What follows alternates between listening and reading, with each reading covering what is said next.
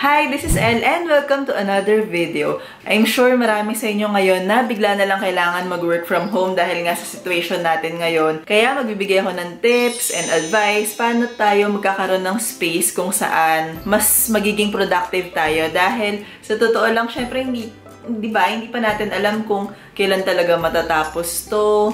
Walang kasiguraduhan yung mundo ngayon, basically, hindi natin sure. So, gawin na lang natin ano yung best natin. At least, di ba, medyo maayos naman yung kung saan tayo nag-work, kahit nasa bahay tayo. Ako, personally, sobrang tagal ko nang nag-work from home, as in, parang more than 10 years na siguro. Parang nag-start ako, meron akong online clothing shop, Modista by Elle. So, syempre, sa bahay yung work mo nun. Tapos, after nun, nag-vlog din ako. Live pa yung vlog na yun kung gusto nyo i-check. Tapos, the whole time nun, freelance graphic artist din ako. And syempre, nung naging decorator na ako, work from home pa rin ako. So, hanggang ngayon, ang dami ko nang naging office na sa kwarto ko lang naman lahat. Actually, meron akong konting picture. Itong office na yan yung 2011. Ano siya, sa secretary table, binili ko siya ng luma na nirefurbish ko lang. Pink pa rin, di ba? Halos kamukha nung office ko ngayon dito.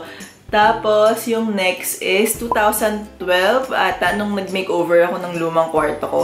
Binili ko yung desk na yan, malaking desk na yan sa Japan Surplus. And yun, for the longest time, yun yung desk ko. Basta matagal yan, ilang years din yan. Hanggat lumipat ako dito sa bahay namin. Tapos, paglipat namin dito, wala ata akong office. Parang nag-work lang ako sa dining table, sa ganyan, literal naka-laptop lang ako, ganon. Pero, nag-start ako mag-YouTube noong 2018.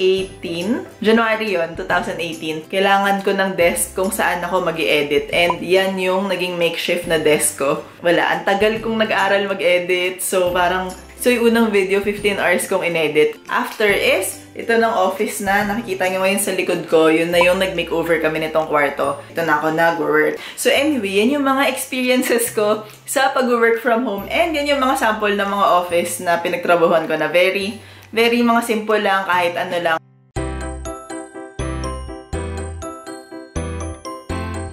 So ito yung mga tips ko para sa inyo. So unang-una is, kailangan maghanap kayo ng dedicated space para sa office nyo. Like, hindi kailangan malaki. Hanap lang kayo ng corner sa dulo ng hallway, sa tabi ng sofa, kung ano man yung blank space kung saan pwede kayong mag-create ng makeshift na office nyo. Ideally, yung hindi malapit sa bed.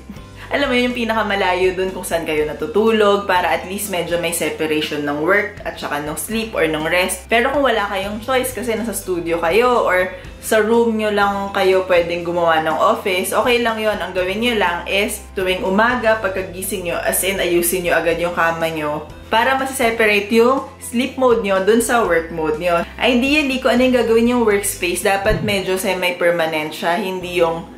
Kasi syempre ngayon, feeling ko, ang dami naman sa atin na sa dining table na. Kasi yun naman yung available na table, dun na kayo gagawa. Pero ang nagiging issue, kunwari, sa dining table kayo nag-set up. Every time may kakain or kakain kayo, kailangan yung alisin yung buong office setup nyo. Alam mo yun, nakakawala nung momentum ng work. So, if ever, kung wala kayong choice, kailangan nyo mag-set up ng workspace sa dining, doon kayo sa kabilang dulo, kung dito kayo kakain, tapos sa kabilang dulo yung work kung saan hindi nyo kailangan alisin every time gagamitin yung table. At least medyo meron kayong station doon sa table na yon. So next naman na importante is hanap kayo nung pinaka-comfiest chair na meron sa bahay nyo. Huwag na yung bahala na yung stool lang or yung something na matigas or ganyan. Kung meron kayo doon na upholstered, na alam mo yun, yung medyo may cushion, yung mas may back support, yun yung piliin nyo. Kasi syempre, workspace to mas matagal kayong uupo doon.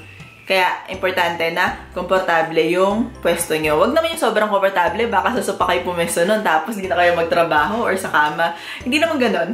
Saktong comfort lang, yung meron ka lang support, ganyan. Yun yung piliin natin. Next naman is, kung yung sa work from home nyo, kailangan lagi kayong nasa video call, laging sa meeting, ganyan. Take into consideration nyo yung background nyo. Hindi ibig sabihin kailangan i-set up mo pa ng ganyan, yung may pabonggang background, kahit hindi kailangan ganon. Pero, huwag nyo lang yung tipong itapat nyo na yung likod mo, pinto ng CR, maya-maya may lalabas na nakatapis, ganyan. Or alam mo yung ganon. Siyempre, set up nyo lang na medyo, kahit paano medyo professional pa rin yung background natin.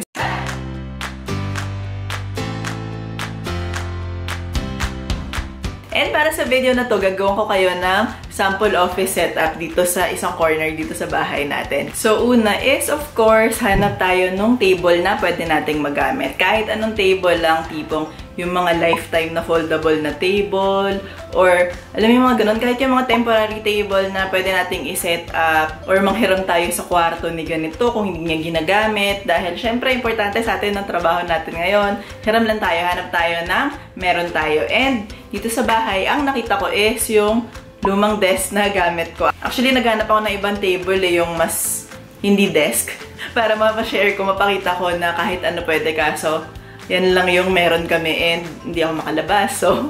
So yan yung papakita ko sa inyo, yung desk na yan. Uy mga dogs, baka malaglagan kayo dyan. Alis na muna, sige na, baba muna kayo ha. Baba na, sige na. Baba na.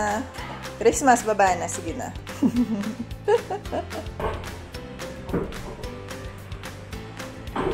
Wag na daw akong tumulong kasi mas torbo lang daw ako. Wala daw akong kwenta.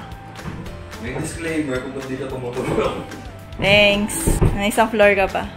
Ako nga, no?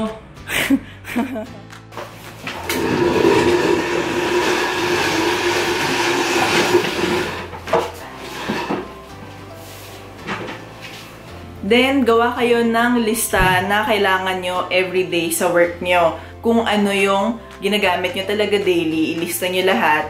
And, i-collect nyo pag samasamahin mo siya dun sa area na yon. Para at least alam mo kung ano yung mga bagay na kailangan mong gawan ng storage. Break muna tayo. And, kape. Kailangan nyo mag-dedicate ng pwesto sa desk para sa kape. Ayan, harap natin yung cute na part. Then, next is, maghanap tayo ng storage na meron sa bahay natin. So, basically, ang trick lang dito sa video na to is mag-shopping tayo sa bahay natin kung ano yung meron. Hanap tayo ng, kunwari, side table na hindi masyado namang ginagamit, or kung ano man, mga basket, or kahit na stool, upuan, kung saan pwede tayo magpatong ng gamit. So ngayon, maglalagay ako ngayon itong side table na pwede kong nilagyan ng mga notes, ng mga notebook, ng mga kung ano-ano. Kung meron ngayon ganyan, better kasi mas maraming lalagyan pero hindi naman kailangan. So, kung ano yung makita nyo, ilagay nyo lang sa tabi ng desk nyo. And syempre, kailangan natin pagandahin yung space natin, yung wall, yung sa tabi mo, para nakakagana naman magtrabaho doon, diba? Again, mag-shopping tayo ngayon dito sa bahay. Meron akong isang alam ko na gusto kong gamitin para dito sa ating home office. And ito, yung binili ko na letterboard. Hanapin natin. Ito yung isang gusto kong gamitin. And itong mga to, yung mga clipboard natin. So, collect nyo lang yung mga feeling nyo gusto nyo makita lagi. And pwedeng ganyan, kung meron kayong decor na gusto nyo i-display sa magiging workspace nyo, hiramin nyo muna. And pwede rin kayong kumuha ng mga photos sa mga album nyo. May album pa ba? Uso pa ba yun? Pero kung kayo ng ganon, kung ano yung meron sa bahay nyo, i-collect nyo lang. Tapos, kung wala naman, pwede kayong mag-print. Kung may printer kayo, print kayo ng mga quotes. Maghanap kayo online ng images na gusto nyo. Yung mga motivational ganyan, i-print nyo lang. Tapos, kung wala naman kayong printer, pwede kang mag-DIY sa papel, maggawa ka ng sarili mo, pwede kang mag-calligraphy. Hindi naman kailangan talagang yung bongga. Try nyo lang kahit maging creative lang kayo dahil, syempre, yung space kung saan tayo mag-work, gusto natin yung ikaka-happy natin. So, marami tayong option. Mag-shopping tayo sa bahay and mag-print tayo or mag-DIY tayo ng pwede natin ilagay sa walls natin. Pwede rin kayo maglagay ng dedicated space sa wall or sa table kung saan pwede kayo maglagay ng notes, reminders, to-do list. Para mas productive tayo yun, ilagay nyo doon. Kung meron kayong calendar, ilagay nyo rin dyan. So, yun, ayusin nyo lang yung workspace na inspiring para sa inyo. Kasi kayo naman nakakilala sa sarili nyo, di ba? Kung ano yung look na gusto nyo. Tapos, after nun, syempre, iligay nyo na yung pinaka-comfiest chair na makikita nyo sa bahay nyo. And syempre, importante at the end of the day, pagkatapos nyo magtrabaho, is i-organize yung space nyo para kinabukasan, pagbalik nyo doon, pag-upo nyo ulit doon, fresh ulit, and ready na kayo para sa brand new day. So, ito yung ating mabilisang work from home setup na mga pinagkukuha ko lang na gamit sa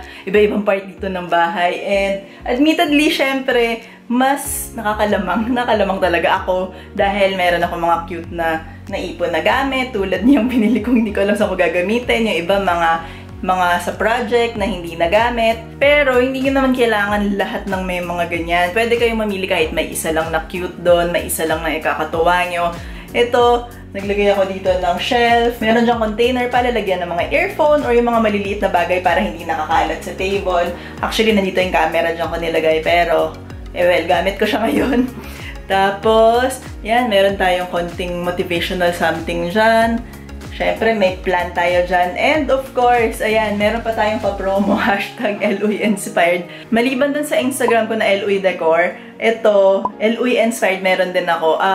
Yung mga sinasubmit nyo sa akin ng mga photo ng space nyo, ang gagaling nyo, nakakatawa talaga kayo. So, check nyo yung account na yan dahil ayun, inspiring talaga dahil makikita nyo, ang dami, ang gagaling nyo. Balik na tayo dun sa totoong office ko. So, ayan yung ating instant work from home setup dito sa aming bahay. And, ayun, hopefully, magawa nyo rin siya, ma-apply nyo siya sa mga bahay-bahay nyo para at least meron tayong magandang office everyday habang nag-work tayo, habang nandito tayo sa situation na to, sa unknown pa talaga lahat, at least medyo meron lang tayong konting calm and peace dito sa sarili nating bahay. So, hopefully, nagustuhan niyo yung video natin ngayon. Meron kayong konting natutunan, meron kayong mapulot na mga tips, ganyan. And, ayun, ingat kayo palagi. Until next time, bye!